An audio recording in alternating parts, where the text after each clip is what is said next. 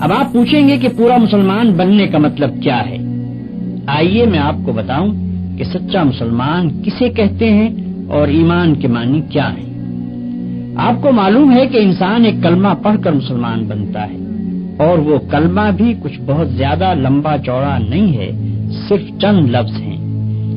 لا الہ الا اللہ محمد الرسول اللہ، اللہ کے سوا کوئی خدا نہیں، محمد اللہ کے رسول ہیں۔ ان الفاظ کو زبان سے ادا کرتے ہی آدمی کچھ سے کچھ ہو جاتا ہے۔ پہلے کافر تھا، اب مسلمان ہو گیا۔ پہلے ناپاک تھا، اب پاک ہو گیا۔ پہلے خدا کے غضب کا مستحق تھا، اب اس کا پیارا ہو گیا۔ پہلے دوزخ میں جانے والا تھا، اب جنت کا دروازہ اس کے لیے کھل گیا۔ اور بات صرف اتنے ہی پر نہیں رہتی، یہ کلمہ ایسی چیز ہے جو غیروں کو ایک دوسرے سے ملا دیتی ہے اور اپنوں کو ایک دوسرے سے کاٹ دیتی ہے۔ باپ اگر کلمہ پڑھنے والا ہے اور بیٹا اس سے انکار کرتا ہے تو گویا باپ نہ رہا اور بیٹا نہ رہا۔ باپ کی جائیداد سے اس بیٹے کو ورثہ نہ ملے گا۔ گویا اس کلمے کا زور اتنا ہے کہ خون اور رحم کے رشتے بھی اس کے مقابلے میں کچھ نہیں ہیں۔ اب ذرا اس بات پر غور کرو کہ یہ اتنا بڑا فرق جو آدمی اور آدمی میں ہو جاتا ہے، یہ آخر کیوں ہوتا ہے؟ کلمے میں ہے کیا؟ صرف چند حرف ہی تو ہیں، لام، الف، ہے، میم، واو، سین اور ایسے ہی دو چار حروف اور۔ ان حرفوں کو ملا کر اگر منہ سے نکال دیا تو کیا کوئی جادو ہو جاتا ہے کہ آدمی کی کایا پلٹ جائے؟ آدمی اور آدمی میں کیا بس اتنی سی بات سے زمین و آسمان کا فرق ہو سکتا ہے؟ میرے بھائیو، تم ذرا سمجھ سے کام لوگے تو تمہاری عقل خود کہہ دے گی کہ فقط منہ کھولنے اور زبان ہلا کر چند حرف بول دینے کی اتنی بڑی تاثیر نہیں ہو سکتی۔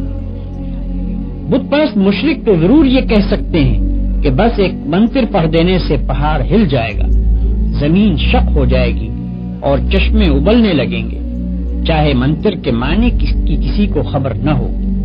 مگر اسلام میں یہ بات نہیں ہے۔ یہاں اصل چیز معنی ہے۔ الفاظ کی تاثیر معنوں سے ہے۔ معنی اگر نہ ہو اور وہ دل میں نہ اتریں اور ان کے زور سے تمہارے خیالات، تمہارے اخلاق اور تمہارے اعمال نہ بدلیں تو نرے الفاظ بول دینے سے کچھ بھی اثر نہ ہوگا۔ اس بات کو میں ایک موٹی سی مثال سے تمہیں سمجھاؤں۔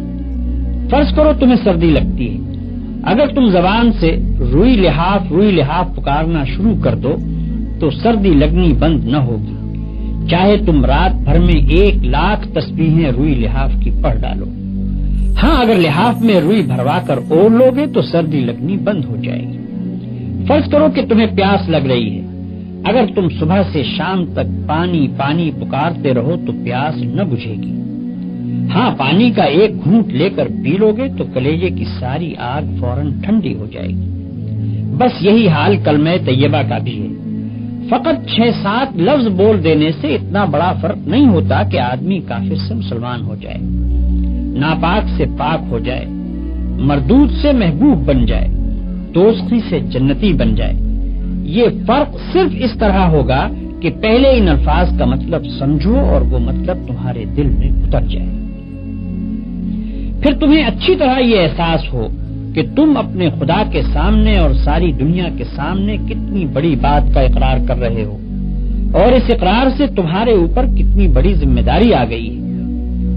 پھر یہ سمجھتے ہوئے جب تم نے اقرار کر لیا تو اس کے بعد تمہارے خیالات پر اور تمہاری ساری زندگی پر اس کلمے کا قبضہ ہو جانا چاہیے۔ پھر تم کو اپنے دل و دماغ میں کسی ایسی بات کو جگہ نہ دینی چاہیے جو اس کلمے کے خلاف ہو۔ پھر تم کو ہمیشہ کے لیے بالکل فیصلہ کر لینا چاہیے کہ جو بات اس کلمے کے خلاف ہے وہ جھوٹی ہے اور یہ کلمہ سچا ہے۔ اس کلمے کا اقرار کرنے کے بعد تم کافروں کی طرح آزاد نہیں رہے کہ جو چاہو کرو، بلکہ اب تم پابند ہو اس بات کے کہ یہ کلمہ جو کہے اس کو کرنا پڑے گا اور جس سے وہ منع کرے اس کو چھوڑنا پڑے گا۔ اس طرح کلمہ پڑھنے سے آدمی مسلمان ہوتا ہے، اور اس طرح کلمہ پڑھنے کی وجہ سے آدمی اور آدمی میں اتنا بڑا فرق ہوتا ہے جس کا ذکر میں نے ابھی تم سے کیا۔ آؤ اب میں تمہیں بتاؤں کہ کلمے کا مطلب کیا ہے۔ کلمے کے معنی یہ ہیں کہ اللہ کے سوا کوئی اور خدا نہیں ہے اور حضرت محمد صلی اللہ علیہ وسلم اللہ کے رسول ہیں۔ کلمے میں الہ کا جو لفظ آیا ہے اس کے معنی خدا کے ہیں۔ خدا اس کو کہتے ہیں جو مالک ہو، حاکم ہو، خالق ہو، پالنے اور پوسنے والا ہو، دعاؤں کا سننے اور قبول کرنے والا ہو اور اس کا مستحق ہو کہ اس کی عبادت کی جائے۔ اب جو تم نے لا الہ الا اللہ کہا تو اس کے معنی یہ ہوئے کہ اول تو تم نے یہ اقرار کیا کہ یہ دنیا نہ تو بے خدا کے بنی ہے اور نہ ایسا ہی ہے کہ اس کے بہت سے خدا ہوں، بلکہ دراصل اس کا خدا ہے اور وہ خدا ایک ہی ہے اور اس ایک ذات کے سوا خدائی کسی کی نہیں ہے۔ دوسری بات جس کا تم نے کلمہ پڑھتے ہی اقرار کیا وہ یہ ہے کہ وہی ایک خدا تمہارے اور سارے جہان کا مالک ہے۔ تم اور تمہاری ہر چیز اور دنیا کی ہر شے اس کی ہے۔ خالق وہ ہے، رازق وہ ہے، موت اور زندگی اس کی طرف سے ہے، مصیبت اور راحت بھی اسی کی طرف سے ہے۔ جو کچھ کسی کو ملتا ہے اس کو دینے والا حقیقت میں وہ ہے اور جو کچھ کسی سے چھینا جاتا ہے اس کا چھیننے والا بھی حقیقت میں وہی ہے۔ ڈرنا چاہیے تو اس سے، مانگنا چاہیے تو اس سے، سر جھکانا چاہیے تو اس کے سامنے، عبادت اور بندگی کی جائے تو اس کی، اس کے سوا ہم کسی کے غلام اور بندے نہیں اور اس کے سوا کوئی ہمارا آقا اور حاکم نہیں۔ ہمارا اصلی فرض یہ ہے کہ اسی کا حکم مانیں اور اسی کے قانون کی پیروی کریں۔ یہ عہد و پیمان ہے جو لا الہ الا اللہ پڑھتے ہی تم اپنے خدا سے کرتے ہو اور ساری دنیا کو گواہ بنا کر کرتے ہو۔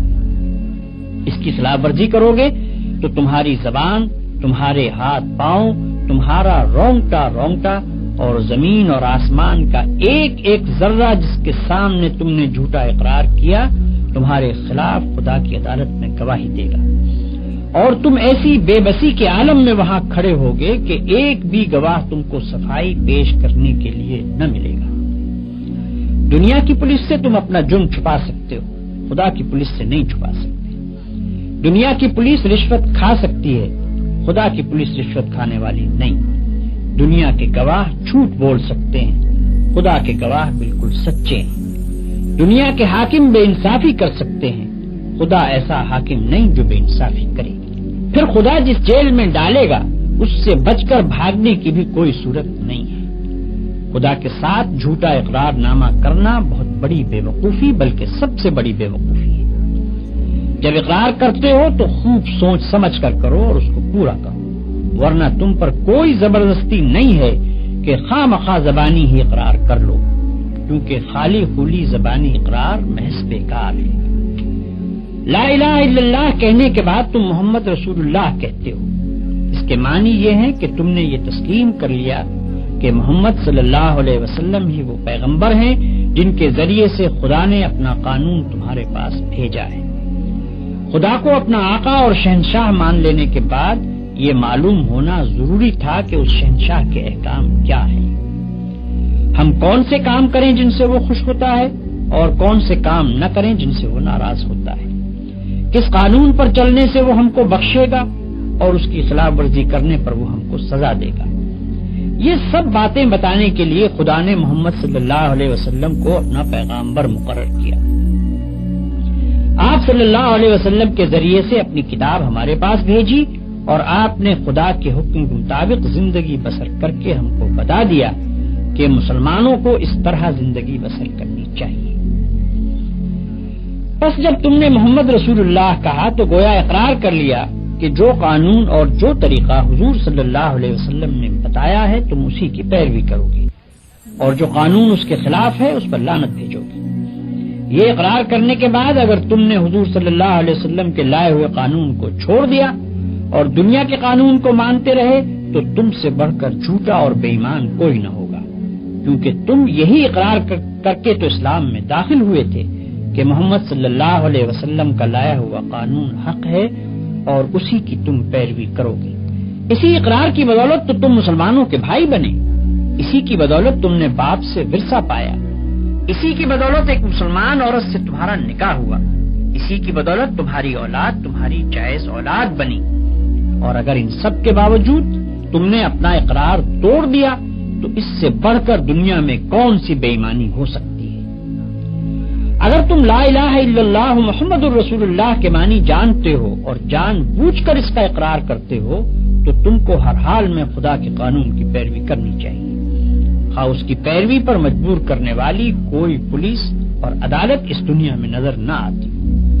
جو شخص یہ سمجھتا ہے کہ خدا کی پولیس اور فوج اور عدالت اور جیل کہیں موجود نہیں ہے، اس لیے اس کے قانون کو توڑنا آسان ہے، اور گورنمنٹ کی پولیس، فوج، عدالت اور جیل موجود ہے، اس لیے اس کے قانون کو توڑنا مشکل ہے، ایسے شخص کے متعلق میں صاف کہتا ہوں کہ وہ لا الہ الا اللہ محمد الرسول اللہ کا جھوٹا اقرار کرتا ہے، اپنے خدا کو، ساری دنیا کو، تمام مسلمانوں کو اور خود اپنے نفس کو دھوکہ دیتا ہے۔